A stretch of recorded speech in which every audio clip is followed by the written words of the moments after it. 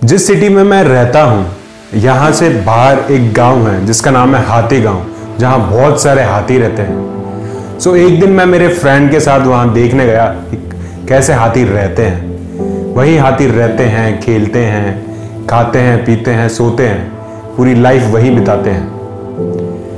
इनके महावत होते हैं जो इनको मैनेज करते हैं। सो एक दिन जब मैं गुजर रहा था वहाँ से तो मैंने देखा एक बड़ा सा हाथी, 5 से 6 हजार किलो का हाथी। वो उसका बड़ा सा पैर एक छोटी सी थिन रोप जो कि फर्दर बंधी हुई थी एक पोल से। सो आई वाज शॉक कि 5 से 6 हजार किलो का हाथी इतनी पतली सी रोप से बंधा हुआ है। जो हाथी एक पेड़ को उखाड़ सकता है, जिसके लिए एक पेड़ कुछ नहीं है, उसके लिए ये रोप क्या है। सो आई वाज शॉक। तो मैंने पूछा महावत से कि ऐसा क्यों। तो महावत ने बताया कि जब ये हाथी छोटे होते हैं, टॉडलर होते हैं, तो इन्हें सेम रोप से बांधा जाता है जो उस टाइम के लिए इनफ होती है उनकी स्ट्रेंथ के अकॉर्डिंग जब वो छोटे होते हैं। जैसे जैसे ये बड़ा होता है तो इसके माइंड को मोल्ड कर दिया जाता है, इसके थॉट्स को मोल्ड कर दिया जाता है और उसे जताया जाता है कि ये रोप इनफ है उसको पकड़े रखने के लिए। एंड ये हाथी एक्सेप्ट कर लेता है एंड वो कभी पूरी लाइफ में ट्राई नहीं करता एस्केप करने का या उसे तोड़ने का। जब वो बड़े हो जाते हैं, जब भी वो यही सोचते हैं कि इसको मैं नहीं तोड़ सकता, उसका खुद पे बिलीव ही नहीं होता। सो ऐसा ही कुछ हम सब लोगों के साथ होता है। हमारे थॉट्स, आसपास के लोग, टाइम, सिचुएशंस, दिमाग में 10 चीजें आती है। हम नहीं कर सकते, टैलेंट नहीं है, सोर्सेज नहीं है, रिसोर्सेज नहीं है, ये नहीं है, वो नहीं है। There are million things coming into our mind। एक ही सॉल्यूशन है एंड वो सॉल्यूशन है खुद पे विश्वास। अगर एक गरीब सैनिक जो बिना शूज के ओलंपिक रिकॉर्ड बना सकता है और दुनिया को बोल सकता है कि मुझे फ्लाइंग सिख का दर्जा दिया जाए, सो उसका रीजन है उसका खुद पे विश्वास। उनको आज दुनिया मिल्खा सिंह के नाम से जानती है। एक बार की बात है, इन 1945 just before 2 years of independence, Tatas जो कि एक बिजनेस कंपनी थी बहुत बड़ी इंडिया की, जिन्होंने इंडिया की फाउंडेशन डेवलप करी, वो कार सेगमेंट में उतरे इन 1945।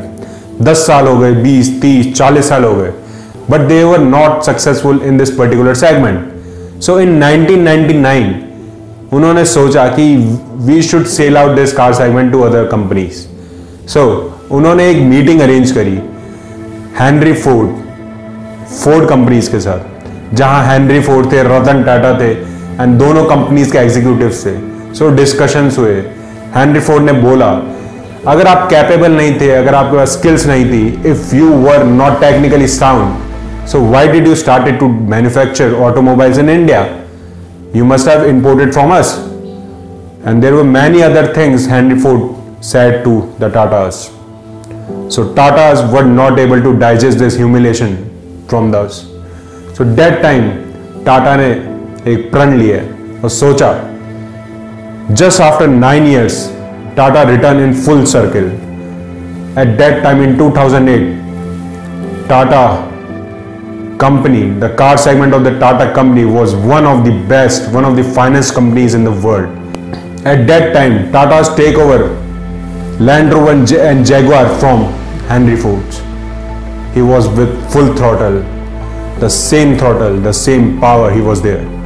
So ये था रीजन, विश्वास, टाटा का खुद पे विश्वास। जभी तो वो फुल सर्किल में just after 9 years they take over the companies of Ford, which was Land Rover and Jaguar.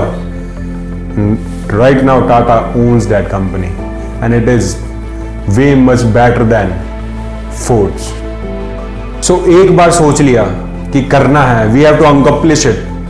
सो एक बार सोच लिया कि करना है, सो अपनी हिम्मत, जान, हौसला, दिमाग, खाना, नींदें, रातें सब लगा दो। देखते हैं वो कैसे पूरा नहीं होता। खुद ही को कर बुलंद इतना कि खुदा खुद तकदीर लिखने से पहले तुझसे पूछे कि बता तेरी रजा क्या है। इसका मतलब है कि जब ऊपर वाला तुम्हारी तकदीर लिख रहा हो, डेस्टिनी लिख रहा हो, तो खुद आके तुमसे ही पूछ ले कि भाई तू ही बता दे तू चाहता क्या है। बिकॉज होना तो वही है कि जो तू चाहता है। क्योंकि तेरा हौसला ही ऐसा है, तेरा विश्वास ही ऐसा है तेरे खुद पे कि होना वही है। So this is believe, the power of believe. So रखो खुद पे विश्वास एंड चलते चलो, चलते चलो, चलते चलो। बाय बाय, टेक केयर, जय हिंद।